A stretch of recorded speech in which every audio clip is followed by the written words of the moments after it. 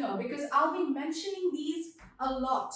Okay, so in order to understand my lecture better or understand the things better, you need to understand these. So we need to understand kinetic theory of particles. Now, what is particle? Particle is the tiniest form of thing that can ever exist. Like you see the table, you see the chair, you see yourself. If you break these matters, then you'll get like really tiny molecules. Like molecules are so tiny that you cannot even see it with your bare eyes. And then if you break it again, then you get atoms. And if you break atoms, then you get particles. And the particles are electrons, protons, neutrons. These are the basic particles. There are so many different types of particles. That's another different topic of chemistry, and today we'll not discuss about it. So let's just keep it there. And then we're going to talk about intermolecular attraction force. By the name of it, you can understand that it works in between the molecules. It has something to do with the molecules actually. And then we have intermolecular space. That is also about molecules, and this is about the spacing. Okay, there's a relationship between attraction force and the molecular space. So we're going to get to that again later. And then we have kinetic energy. It's a form of energy. It's a type of energy. And we have compressibility and expandability. We're going to discuss about it. We're going to know these things in details. So, starting off, I have kinetic theory of particles. As I have said, that particles are the tiniest forms of anything that's present, like electrons, protons, neutrons. These are the particles, and these particles have specific types of characteristics, and they have a kinetic theory, and we're going to discuss it. So, as I have written here, all matter is made of atoms and molecules that are always moving.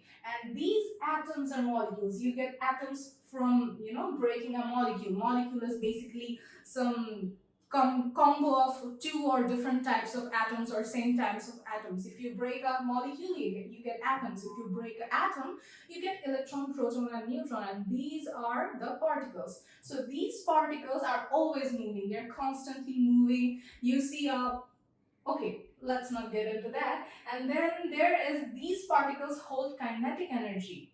So what is kinetic energy? I was about to discuss about kinetic energy later. Now I'm going to give you a very brief idea about it. Kinetic energy is a form of energy that has to do with the particles or object's motion.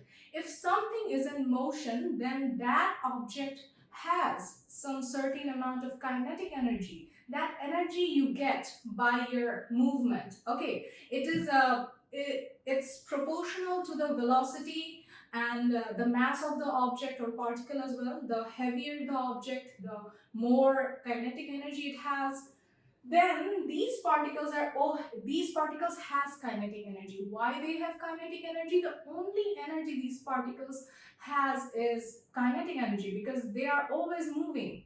They're always in motion. So that's why they have kinetic energy, and the amount of energy is not same for different types of materials or different types of matters. We're going to discuss it soon.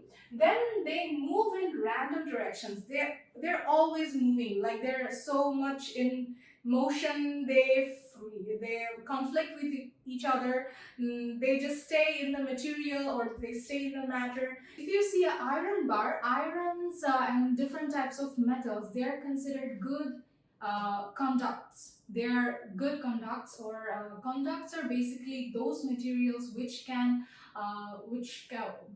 through which electricity can flow. Okay, so in those metals or in those materials, those show electroconductivity, has so many free electrons. Okay, and these electrons move in the surface of that material. Okay, they're always moving in the random directions. They're always moving in straight lines, but in random directions. Okay.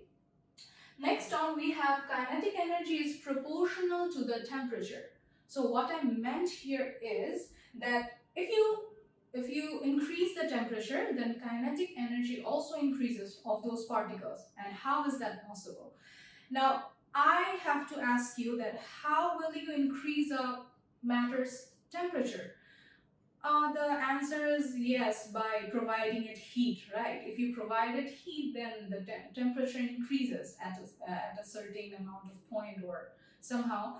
So what is heat? Heat is basically a form of energy. Okay, it's basically energy. So when you heat up something, when you heat up a material, then the material's particles, electrons, protons, neutrons, consume the energy. Okay, and they consume it and they start to vibrate. And that vibration increases their motion. And when their motion increases, then they start to move, and they're always moving, but they start to move with more velocity or more speed. Then the kinetic energy also increases. As I have said before, that kinetic energy is related to the motion and the mass. Here you cannot change the mass of the particles, so when you're changing the motion of the particles, when you're increasing it or decreasing it, it directly affects the kinetic energy of the particles. Then on, we have energy level increases from solids to gas.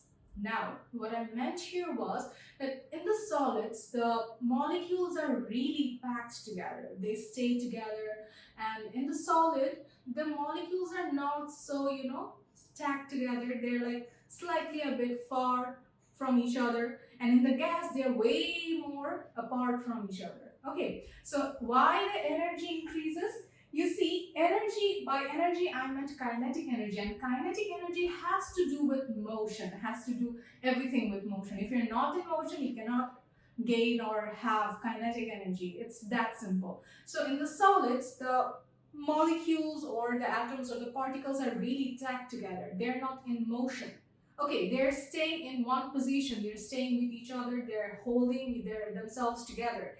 So there is not much motion. There is vibration actually, but there is no motion. That's why kinetic energy in solids is really low, okay, compared to the liquids and gas. Gas has maximum, and if you talk about plasma has more kinetic energy than gas.